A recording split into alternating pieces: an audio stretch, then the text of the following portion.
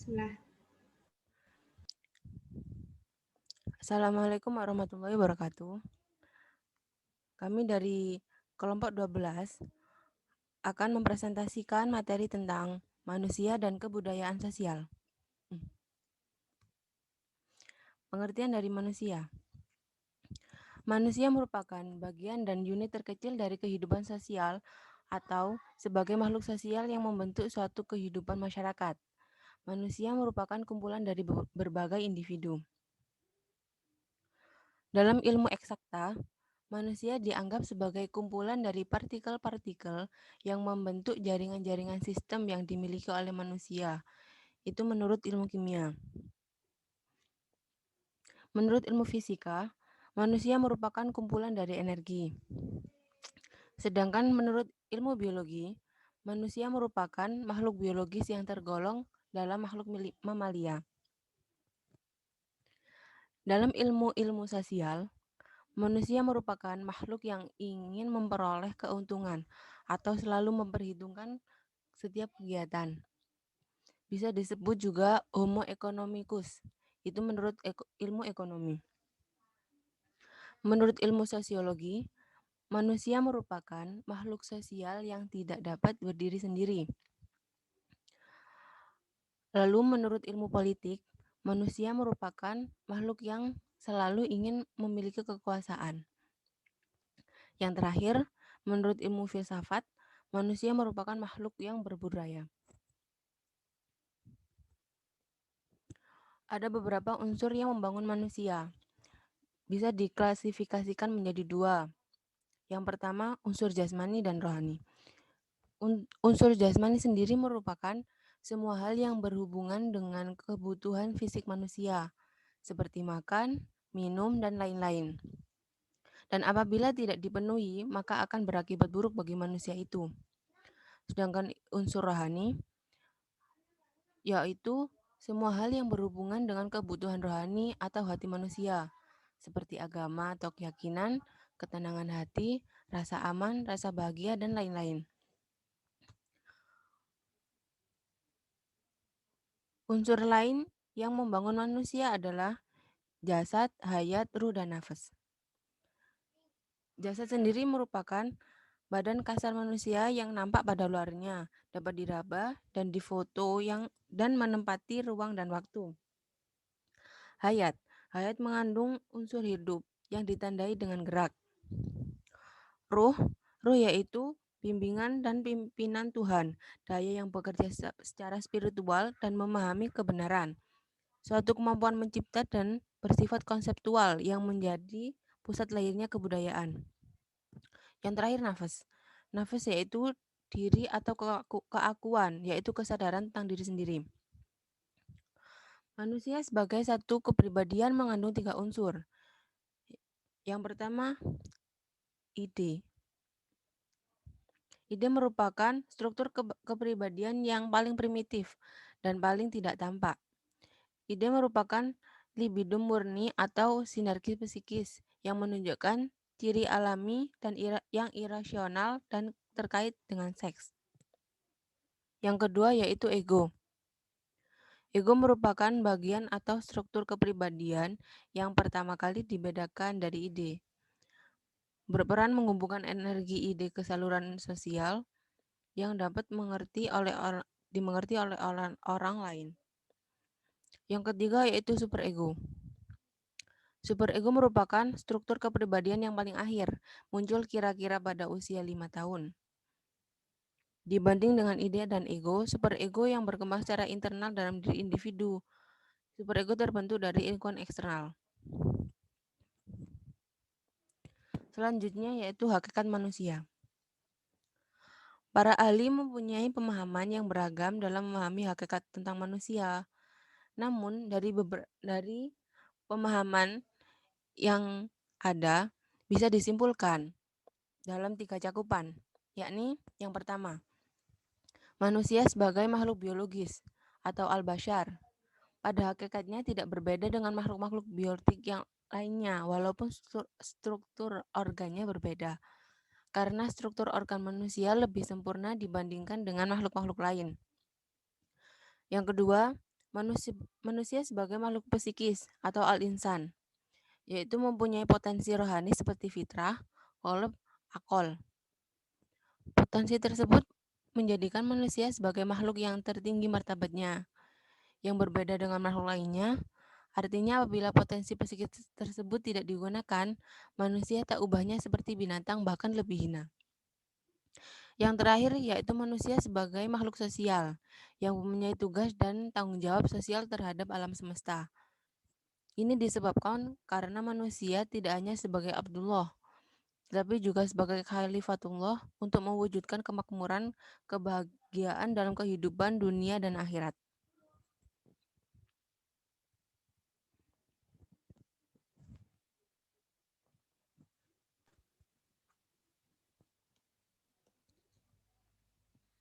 Selanjutnya, yakni kebudayaan. Budaya atau kebudayaan berasal dari bahasa Sanskerta, yaitu budaya, yang merupakan bentuk jamak dari budi. Budi atau akal diartikan sebagai hal yang berkaitan dengan budi dan akal manusia. Kemudian para ahli juga mendefinisikan arti budaya seperti satu, Kojaningrat memberikan definisi budaya sebagai sistem gagasan, tindakan, dan hasil karya manusia dalam rangka kehidupan masyarakat yang dijadikan milik dari manusia dengan belajar. Kedua, Selo Sumardan dan Sulaiman Sumi memberikan definisi budaya sebagai sarana hasil karya, rasa, dan cipta masyarakat. Ketiga, Ki Hajar Dewantoro mendefinisikan kebudayaan sebagai kemenangan atau hasil perjuangan hidup, yakni perjuangannya terhadap dua kekuatan yang kuat dan abadi, yaitu alam dan zaman. Keempat, Khalil Uman mengartikan kebudayaan sebagai semua ide, gagasan, pemikiran, hasil cipta, rasa, dan karsa manusia untuk memenuhi kebutuhan hidup.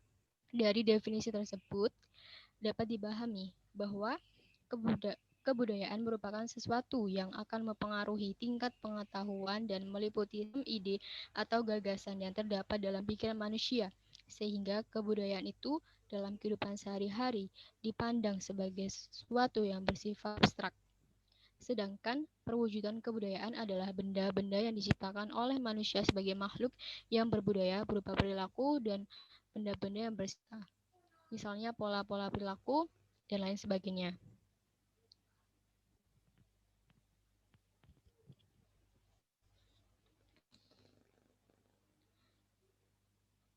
Kemudian, jenis-jenis kebudayaan. Satu, hidup kebatinan manusia. Dua, angan-angan manusia. Tiga, kepandaian manusia. Hidup kebatinan manusia yaitu menimbulkan tertib damainya pemerintah negeri, tertib damainya agama atau ilmu kebatinan dan kesusilaan. Dua, angan-angan manusia yaitu yang dapat menimbulkan keluhuran bangsa dan kesusasteraan dan kesusilaan.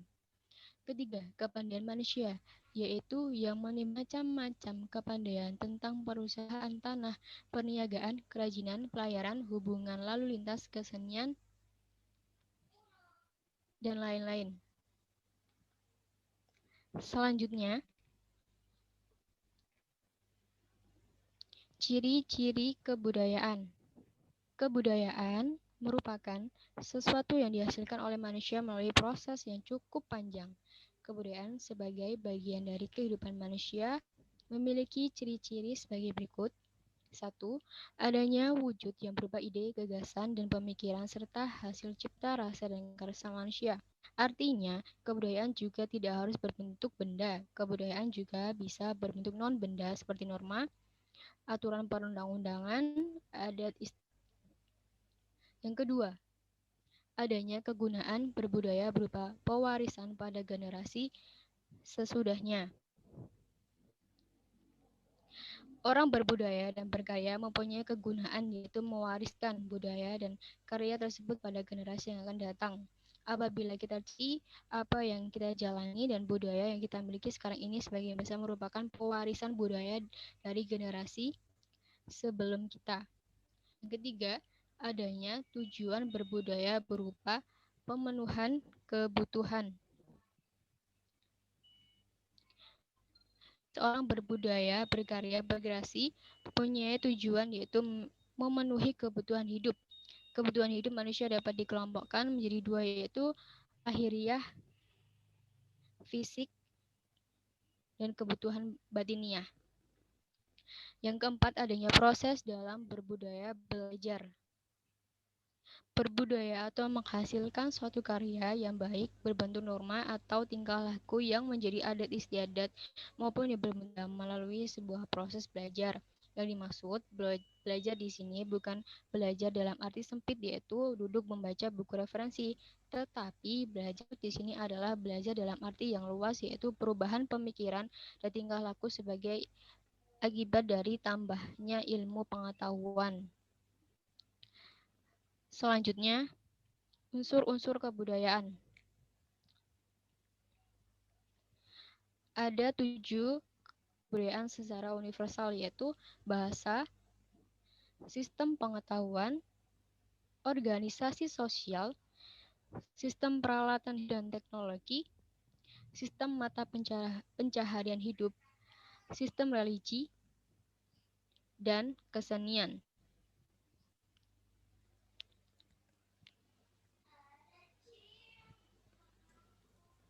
Wujud-wujud kebudayaan terbagi enggak? Wujud kebudayaan sebagai sistem ide, yang kedua wujud kebudayaan sebagai sistem aktivitas, yang ketiga wujud kebudayaan sebagai sistem artefak. Yang pertama, wujud kebudayaan sebagai sistem ide, yaitu sifatnya abstrak dan tidak bisa diraba atau direkam dan di dalam alam pikiran. Contohnya, aturan atau norma sopan santun dalam bertutur ke orang yang lebih tua, aturan bertamu di rumah orang lain. Yang kedua, wujud kebudayaan sebagai sistem aktivitas, yaitu sebuah atau kegiatan sosial yang berpola dari individu dalam suatu masyarakat. Contohnya, budaya upacara perkawinan, pemilihan pemimpin, atau kampanye partai yang dikategorikan sebagai wujud kebudayaan yang berupa aktivitas individu. Ketiga, wujud kebudayaan sebagai sistem artefak, yaitu berupa kebudayaan fisik, hasil kebudayaan manusia yang berupa tatanan pemikiran atau aktivitas manusia yang berpola. Contohnya, wayang golek dari Jawa, kain ulos dari Batak. Buah mahar berupa barang yang harus diberikan dalam upacara adat perkawinan. Selanjutnya,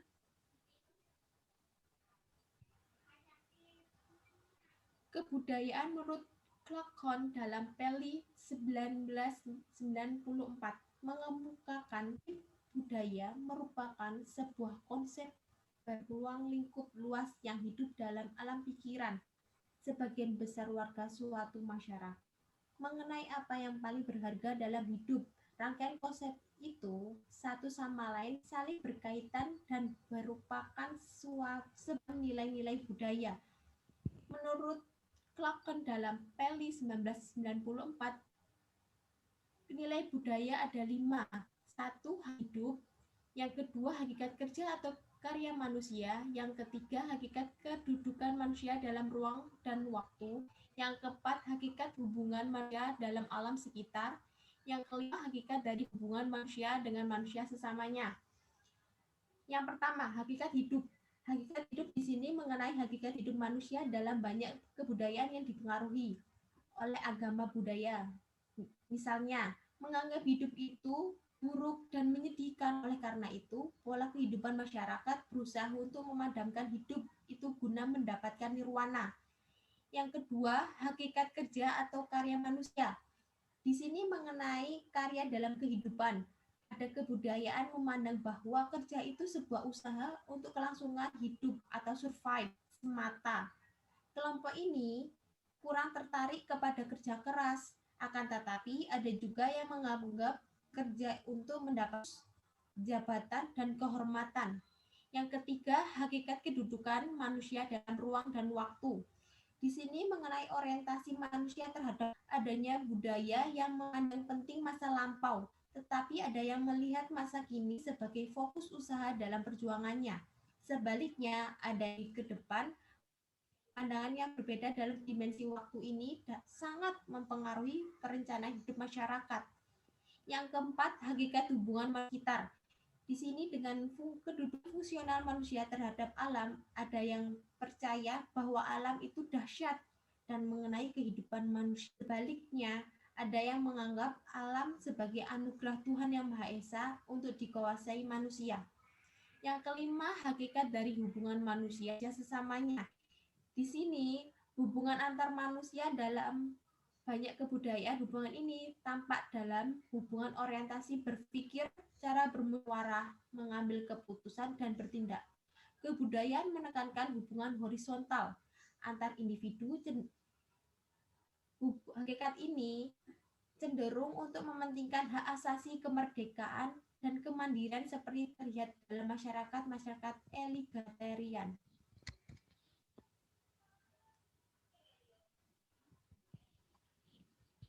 Selanjutnya, perubahan kebudayaan. Perubahan kebudayaan adalah suatu keadaan dalam masyarakat yang terjadi karena tidak sesuai di antara unsur-unsur kebudayaan yang saling berbeda, sehingga tercapai keadaan yang tidak serasi fungsinya bagi kehidupan.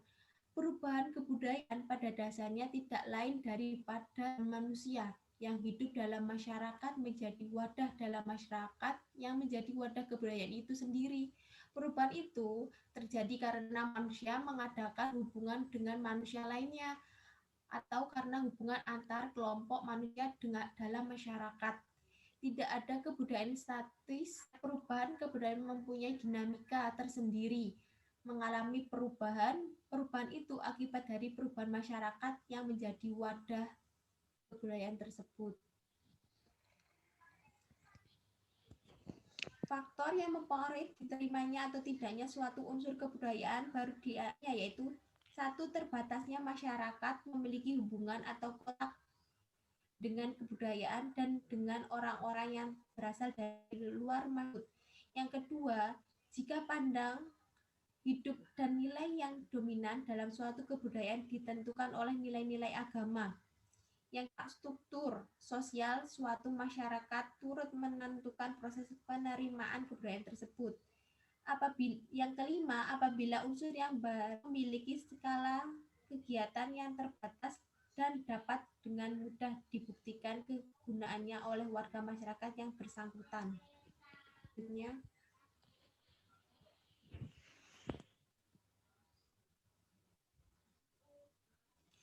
kaitan manusia dan kebudayaan. Dalam sosiologi, manusia dan kebudayaan dinilai sebagai dwi tunggal.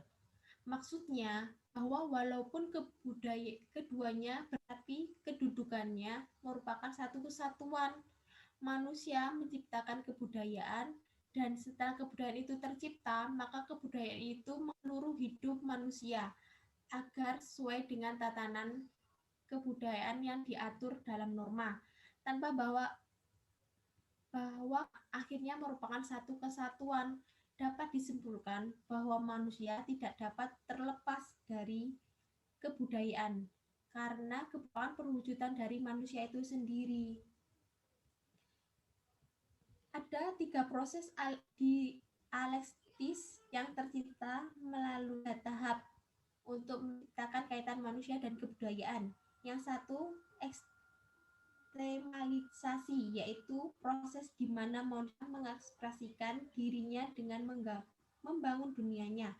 Melalui eksternalisasi ini, masyarakat menjadi buatan manusia. Yang kedua, objektivitasasi, yaitu proses di mana masyarakat terbatas objektif. Yang ketiga, internalisasi, yaitu proses di mana masyarakat disergap kembali oleh manusia. Sekian dari kelompok kami. Bila ada salah kata dan pengucapan, mohon dimaafkan. Wassalamualaikum warahmatullahi wabarakatuh. Thank you. Sarangnya.